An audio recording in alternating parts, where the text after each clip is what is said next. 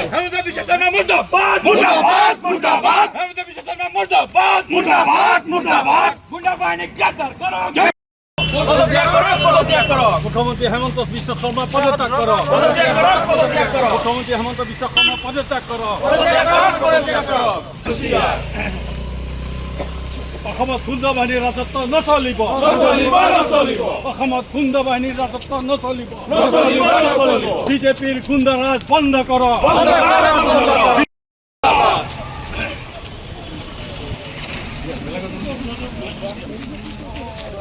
BJP go back! Go back, go back! BJP go back! Go back, go back! সাংসদক আক্ৰমণকাৰী গ্ৰেপ্তাৰ কৰক। দুৰ্ভাগ্যজনক ঘটনা এটা যোৱাকালি হৈছে অসমত বৰ্তমান জংঘল ৰাজ চলি আছে ইয়াতে আমাৰ অসম চৰকাৰৰ গৃহ বিকাশ সম্পূৰ্ণ ব্যৰ্থ হৈছে আমাৰ এজন অসমৰ সাংসদ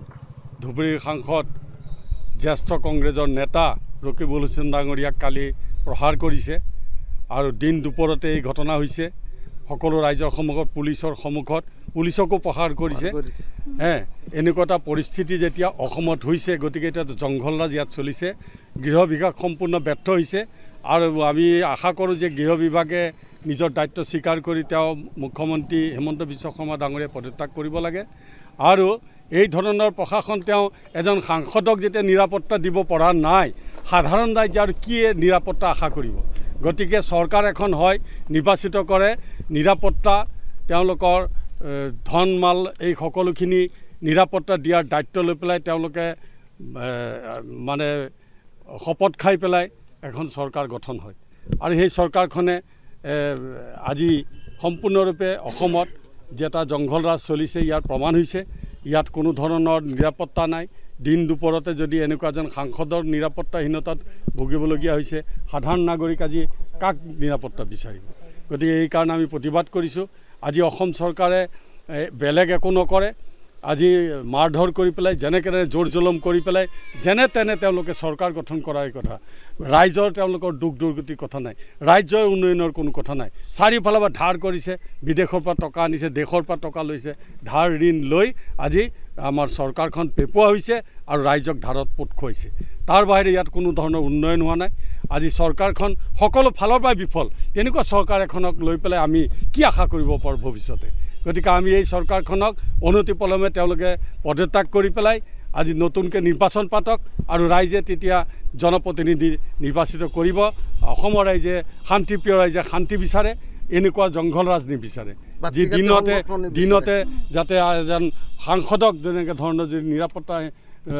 নাইকিয়া কৰিছে মাৰপিট কৰিছে প্ৰহাৰ কৰিছে গতিকে আমি কি আশা কৰিম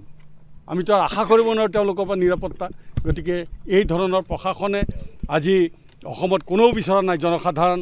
আৰু চবেই ধিক্কাৰ দিছে আজি কংগ্ৰেছ হ'বলৈ আজি 15 বছৰ তৰুণ গগৈ প্ৰাক্তন মুখ্যমন্ত্ৰীৰ ৰাজত্বকালত আজি ইমান সুন্দৰভাৱে তেওঁলোকে আন্দোলন কৰিব পাৰিছে আজি কৃষক মুক্তি সেই সময়ত আন্দোলন কৰাই হওক বা অন্য যিবোৰ কৰ্মচাৰী সন্থাই হওক ছাত্ৰ সন্থাই হওক সকলো আন্দোলন কৰিব বিচাৰিলে ফ্ৰীলি এতিয়া কোনো মুখ খুলি পেলাই কথা ক'ব নোৱাৰে আজি এজন সাংসদৰ নিৰাপত্তা নাই কাইলৈ আমাৰ সাংবাদিকসকলক মাৰপিট কৰিব তেওঁলোকৰতো নিৰাপত্তা নাই তেওঁলোকক কোনে নিৰাপত্তা দিব সাংবাদিকসকলক আজি তেওঁলোকে মুখ খুলি কথা ক'ব নোৱাৰে কিবা লিখিলে তেওঁলোকৰ ওপৰৰ পৰা তাত নিয়ন্ত্ৰণ হয় তেওঁলোকক থ্ৰেটেনিং দিয়ে গতিকে এই ধৰণৰ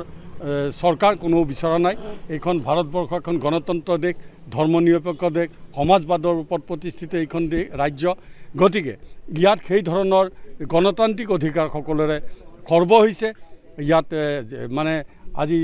অৰাজকতা চলিছে এই অৰাজকতা আমাৰ সৰ্বসাধাৰণ ৰাইজে নিবিচাৰে সৰ্বসাধাৰণ ৰাইজে নিৰাপত্তা বিচাৰে শান্তি বিচাৰে প্ৰগতি বিচাৰে কিন্তু শান্তি প্ৰগতি নিৰাপত্তা আজি সব ফালৰ পৰা বিধ্বস্ত হৈছে এই চৰকাৰৰ দিনত যিকোনো খবৰৰ বাবে যোগাযোগ কৰক 7099017330 লগতে 7099017110 নম্বৰত